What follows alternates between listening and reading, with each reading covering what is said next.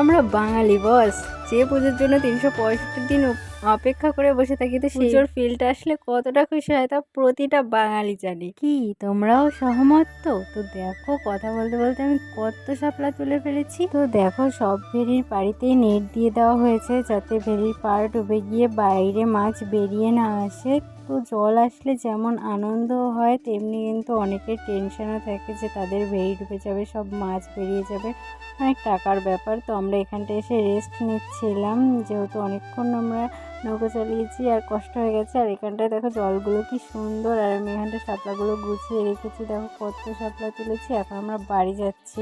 জলের উপর সূর্য মামার আলোটা পড়ে, ভিউটা জাস্ট দেখো অসাধারণ। আজকে শুধু আমি তোমাদের ভিউই দেখিয়েছি, ভিউ, আর সত্যি বলতে ভিউগুলো এতটাই সুন্দর ছিল যে আমি মুগ্ধ হয়ে গেছি।